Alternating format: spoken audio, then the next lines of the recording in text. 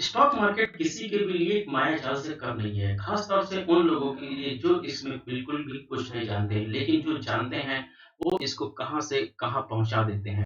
सोचिए, एक मध्यम वर्गीय परिवार का लड़का जिसके पास खाने के लिए दो वक्त की रोटी के अलावा उसके पास अगर और भी कुछ ना हो तो उसके पास दूसरी चीजें सोचने के लिए इतना भी टाइम नहीं होता है, क्योंकि दो वक्त की रोटी ही इंसान को पूरे दिन बांध के रखती है। हर्षद मेहता एक ऐसा ही नाम था जिसने अपने पिता के कारोबार के साथ हाथ बढ़ाया और उसी में वो उलझा रहता था, लेकिन उसके अंदर कुछ करने की जो आग थी, खास तौर से अपनी बुद्धि और चतुराई के बल पे उसने स्टॉक मार्केट की दुनिया में एक कदम रखा। सोचिए, जिस बंदे के पास अगर कल्पना कर सकते हैं कि अगर जिसके पास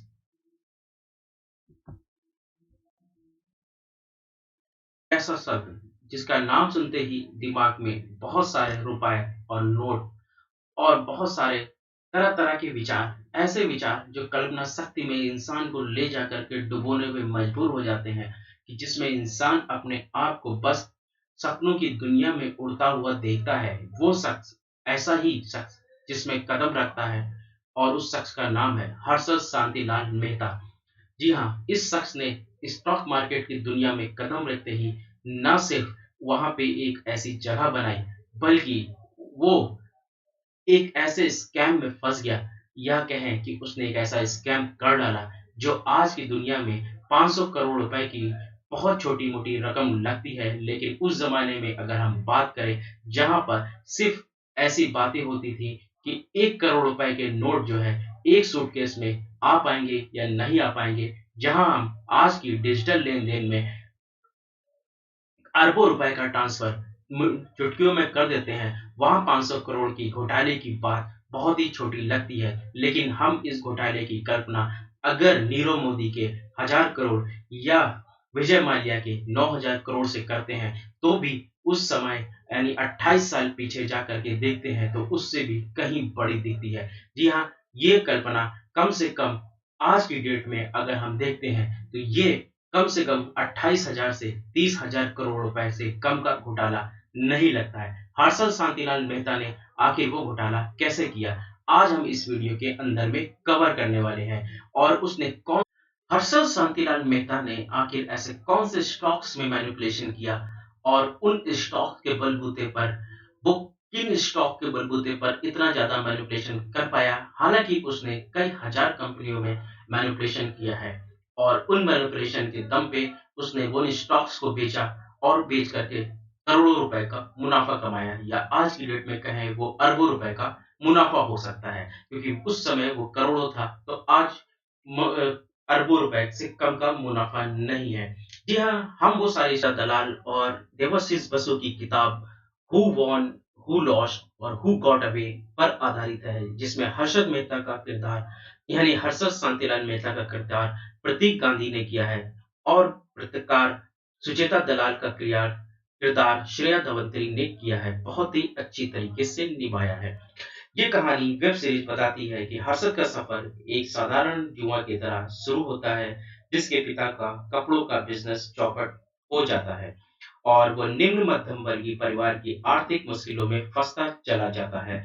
परिवार का सहारा देने के लिए वो क्लर्क की नौकरी करता है, और बहुत सारे काम धंधे भी करता है। फिर इसी तरह से वो स्टॉक मार्केट का रुख करता है, और उसमें इतनी स्पीड से आगे बढ़ता है जिसको बिजली की गति या चीते की रफ्तार की गति कहें तो कम नहीं होगा, क्योंकि जहाँ कपड़ों का कारोबार से लेकर के एक बिजली की गति से स्टॉक मार्केट में आगे बढ़ना किसी के लिए भी एक चौंकाने वाला हो सकता है। वो अपने पैसे की ताकत को इतना ज़्यादा बढ़ाना चाहता था, इसलिए शेयर मार्केट से उसने आगे मनी मार्केट का खिलाड़ी बना।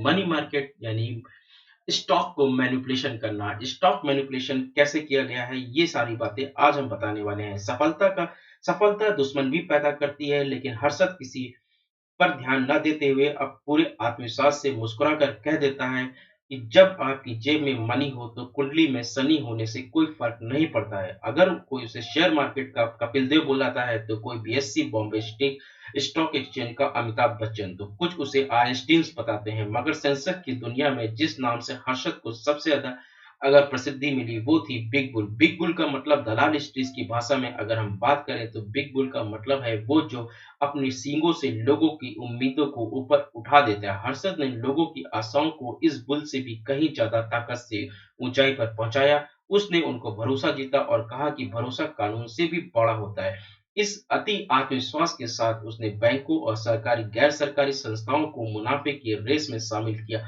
और कब किसकी टोपी उसके सिर करते हुए सत्ता में व्यवस्था में बैठे लोगों का खिलौना बन गया उसे पता ही नहीं चला। ये सब कुछ ऐसे ही शायद चलता रहता अगर पत्रकारिता के पेशे में धार नहीं होती, सुचिता दलाल नहीं होती। हंसन मेहता ने सुचिता के माध्यम से उस दौर की पत्रकारिता को पारदर्शी ढंग से सामने रखा। श्रेया धवंतरी ने बड़ी शिद्दत में सफलता पाने के लिए सफलता का कोई शॉर्टकट फार्मूला नहीं होता और जिसने भी शॉर्टकट फार्मूला अपनाया वो ज़रूर से ज़रूर अपनी लाइफ में एक बार फर्श से अर्श पे जाने के बाद ज़रूर धरती पे ज़रूर गिरा होगा। ऐसा ही कुछ सपना लेकर हर्षद मेहता ने भी जो काम किया स्टॉक मार्केट में, वो फर्श से लेकर के अर्श तक का सफ़र मिनटों में खत्म हो गया।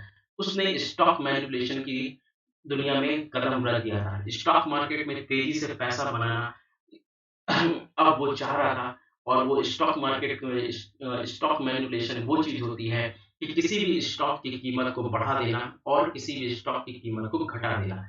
ये तब होता है जब कुछ इनसाइडर इन्फॉर्मेशन के ज़रिए पता लगता है कि इस इनसाइडर इन्फॉर्मेशन यानी इनसाइडर ट्रेडिंग क्या होती है। जैसे कि आप सपोज़ एक मानते हैं जीवन में उसको आगे बढ़ने के बाद एक विराम ज़रूर लगा है। तो ऐसा ही कुछ हुआ कि फर्श से अर्श तक का सफ़र बहुत तेज़ी से सफ़र तय करने के चक्कर में स्टॉक मार्केट की दुनिया में कदम रखने के बाद हर्षद साथीलाल मेहता ने स्टॉक को जो चीते की रफ्तार को और तेज़ बढ़ाना चाहा और उस रफ्तार को जब वो बढ़ाने के लिए गलत काम में पड़ गया। तो गलत काम क्या था कि स्टॉक मार्केट को स्टॉक की तरह ना खेलना, एक सट्टे और जुए की तरह खेलना और सट्टे और जुए को अपने हिसाब से उसको ऊपर या नीचा करना। तो स्टॉक मैनिपुलेशन की दुनिया में पड़ गया वो इसके ऐसे साथी और साथियों के साथ भी वो इसी काम में आ गया। उसने एक कंपनी शुरू की और उस कंपनी के दम पे वो जो है लोगों से पैसे लगवाने लगा और उस कंपनी में ये होता था कि वो किसी भी स्टॉक को मैनिपुलेट करने की ताकत रखने लगा और वो ताकत कैसे होती थी वो एक्चुअली कुछ होता था स्टॉक इनसाइडर ट्रेडिंग के बिहाफ़ पे यानी कि अगर किसी कंपनी के पास कोई डील होने वाली है या कुछ कंपनी के पास इन्फॉर्मेशन आने वाली है तो कंपनी उसको डायरेक्ट पब्लिक में नहीं लेके आती, वो पहले सेबी को देती है। सेबी वो एनएससी इंडिया के ज़रिए एनएससी इंडिया के ज़रिए वो न्यूज़ आती है और एनएससी इंडिया के पास वो मोहर लगाने के बाद वो पब्लिक में आती है। फिर उसके बाद लोग उस स्टॉक में ट्रेड करते हैं। लेकिन कुछ इन्फॉर्मेशन, कुछ भेदिया कारोबार ऐसे होते हैं कि जिसके ज़रिए ये न्यूज़ लोगों को पता लग जाती है। उसी में से हर्षद शांतिलाल मेहता एक ऐसा बंदा था जिसमें उसने पैड बनाई और स्टॉक को मैनिपुलेशन करने में जुट गया। उसने बहुत सारे स्टॉक्स को मैनिपुलेशन किया और वो लोगों का पैसा ऐसा लेता था और उसने जो है लोगों के पैसे को ऐसे स्टॉक्स में लगाया जब कीमत ऊपर चली जाती थी तो वो स्टॉक को बेच देता था और जब कीमत नीचे आ जाती थी तो उस स्टॉक को खरीद लेता था। ऐसा ही काम चलता रहता था। तो अब वो बैंकों से फिर उसको इसको और तेज़ी से आगे बढ़ाने के लिए उसने बैंकों को लोन लेना समझा और बैंकों को भी कुछ कहीं न कहीं ज़रूरत होती थी अपने ज़रिए अपने बिज़नेस को नहीं बन पा रहे थे जिस वज़ह से वो जितने ज़्यादा पैसे वो कंपनी में लगाता। अब कंपनी में आगे लगाने के लिए उसने बैंकों से शॉर्टकट बनाना शुरू किया। बैंकों को सिक्के के ज़रिए जब डायरेक्ट लोन नहीं मिल रहा था, तो उसने बैंकों की एक आरएफ डील, जिसको वो रेडी टू फॉरवर्ड डील भी बोलते हैं, उस डील के ज़रिए संपर्क साधना शुरू किया। रेडी टू फॉरवर्ड डील एक ऐसी डील होती है कि जिसमें बैंकों को भी अपना बिज़नेस आगे बढ़ाने के लिए एक लोन की ज़रूरत पड़ती है। वो लोन क्या होता है? वो लोन गोल्ड या बॉन्ड के ज़रिए मिलता है और वो बॉन्ड सरकार के पास गिरवी रखना पड़ता है, उसके ज़रिए ब्रोकर की ज़रूरत पड़ती है। वो ब्रोकर जो है, वो बैंकों से सांठगांठ करता है, बैंकों से बात करता है और वो ब्रोकर थर्ड पार्टी पे ले जा करके उस डील को फाइनलाइज़ कराता है। लेकिन उसके बीच में ही वो कुछ समय मिल जाता है, वो समय इतना होता है कि वो उस पैसे को कहीं न कहीं मैनिपुलेट कर सकता है, उस पैसे को यूज़ कर सकता है। तो हर्षद मेहता ने इसी चांस का फ़ायदा उठाया, उसने बैंकों से साठगांठ की और बैंकों से साठगांठ करने के बाद वो जो है बैंकों से डील फाइनल कराने का एक मौका लेता था और बैंकों से पैसे चेक ले लेता था। बैंकों के आरएफ डील के नाम पे चेक लेने के बाद वो खुद उस पैसे को जो उसके टाइम मिल जाता था, उस पैसे को डायरेक्टली डायरेक्टली स्टॉक मार्केट में लगा देता था। स्टॉक मार्केट में वो कीमत उसके बढ़ जाने के बाद वहाँ से वो मुनाफ़ा कमाता था और उस पैसे को वो बैंकों को वापस कर देता था। तो ये खेल काफ़ी दिनों तक अच्छे से चल रहा था, जब तक कि स्टॉक मार्केट बहुत ही बढ़िया चल रहा था। लेकिन स्टॉक मार्केट जानते हैं कि आप हमेशा एक जैसा नहीं होता है, वो कभी न कभी बदलता रहता है, यानी ऊपर-नीचे करता रहता था। तो इतना बढ़ गया था कि वो बैंकों को तुरंत पैसा जब वापस कर रहा था, जब तक कि उसका बिज़नेस अच्छा चल रहा था। बिज़नेस अच्छा चलने का मतलब ये है कि जब वो स्टॉक्स में अपना पैसा डाल रहा था, यानी बैंकों का पैसा लेकर के, तब तक स्टॉक अच्छा परफ़ॉर्म कर रहे थे, यानी स्टॉक मार्केट, तो वो पैसा वहाँ से ले लेता था और उसको बैंकों को वापस कर देता था। लेकिन और इसी बीच में उसकी क्रेडिबिलिटी बैंकों में इतनी ज़्यादा बढ़ गई थी कि बैंकों ने उसके नाम पे चेक और उसके नाम पे रिसीप्ट छापनी शुरू कर दी। लेकिन किस्मत को कुछ और मंज़ूर था, या फिर कहें कि सफलता का शॉर्टकट नहीं होता है, और स्टॉक मार्केट एक ऐसी जगह है कि जहाँ पर आपको कहीं न कहीं वो क्रैश होना ही था, और ये मतलब जो धंधा बहुत दिन तक नहीं चल रहा था। हुआ यही क्या, जब स्टॉक मार्केट क्रैश होना शुरू हो गया, तो फिर वो बैंकों को पैसा वापस करने में देरी करने लगा। तो बैंकों को अपना पैसा वापस चाहिए था, क्योंकि बैंकों ने उसको टाइम दिया था, सिर्फ़ क्योंकि बैंकों ने लोन नहीं दिया था, बल्कि एक टाइम दिया था, और बैंकों को जब वो पैसा वापस चाहिए था, तो फिर बैंकों में फिर वो दूसरी बैंकों के पास चला जाता था। फिर इसी तरह से वो तीसरी बैंकों के पास चला जाता था। यानी कि वो जब वो दूसरी बैंक के पास का पैसा लेकर के पहली वाली बैंक को दे देता था, तो उसी तरह से वो दूसरी बैंक वाला जब पैसा माँगता था, तो तीसरी बैंक के पास चला जाता था, तीसरी बैंक से पैसा लेकर के वो दूसरी बैंक वाले को दे देता था। तो इस तरह से वो मैनिपुलेशन करता रहता था, यानी एक की टोपी दूसरे साथ, दूसरे की टोपी तीसरे साथ निभाता रहता था।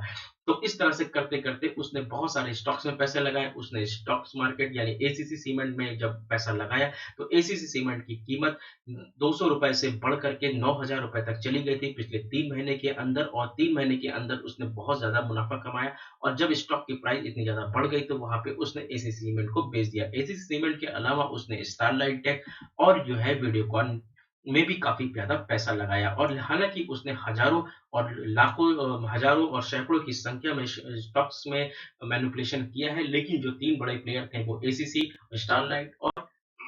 स्टारलाइट और ये वीडियोकॉन था। तो इस तरह से वो इसको स्कैम को होना ही था, डिफ़ॉल्ट होना ही था, और ये स्कैम आना शुरू हो गया। स्टॉक मार्केट में कपिल देव कहे जाने वाले इस शख्स की कभी न कभी तो मतलब एक्सपोज़ होना ही था। तो ये भनक मीडिया के द्वारा, उस समय जर्नलिज़्म की जो धार होती थी, उसका सुचेता दलाल ना होती, तो ये शायद स्कैम सामने ना आ पाता। सुचेता दलाल को इसके बारे में कुछ भनक लग गई, और उन्होंने इसको एक्सपोज़ करना शुरू कर दिया, और उसकी तुरंत उन्होंने रिपोर्टिंग शुरू कर दी।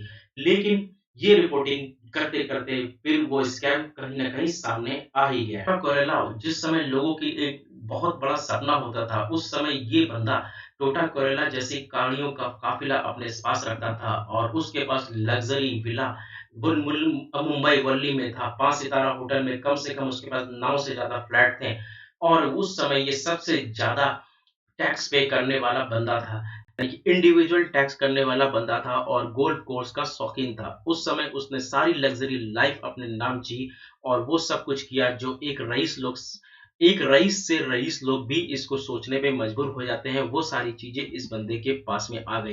इंडिविजुअली टैक्स पेयर सबसे बड़ा बना, और ये कहीं न कहीं उसी मीडिया ने, जिस मीडिया ने इसके टाइम मैगज़ीन पर इसकी कवर को छापा था, जो लोग उसको इंटरव्यू लेने के लिए लाइन लगाते। स्टॉक मार्केट का सरताज कहे जाने वाले इस बंदे को 1999 में जब ये स्कैम सामने आया, तो इसको सेबी ने इसके सारे के सारे लाइफ टाइम के लिए बैन करा दिया, और इसके ऊपर इन्वेस्टिगेशन चार्ज लगा दिया है। कुछ समय तक इन्वेस्टिगेशन करने के बाद यहाँ पे पता लगा कि शायद इसने कुछ इन्वेस्टिगेशन नहीं किया, और कुछ लूप होल और राजनीतिक संरक्षण के दबाव में आने के मतलब उसका सहारा लेने पर ये वहाँ से छूट गया, और उसने फिर एक नई वेबसाइट और नई कंपनी शुरू की।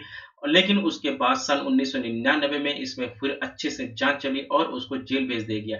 2001 में इसको छाती में दर्द हुआ, और उसने 47 साल की उम्र में वहाँ पे अलविदा कह दिया। उसने बोला था कि मैंने ज़िंदगी में वो सारी की सारी सपने सच कर लिए थे, लेकिन इसने राजनीतिक दबाव में आकर के इसने एक डायलॉग बहुत ही ज़बरदस्त जो मशहूर हुआ है इस वेब सीरीज़ में, उसने बोला था कि अगर आप मेरी पूँछ में आग लगाएँगे तो लंका सभी की जलेगी।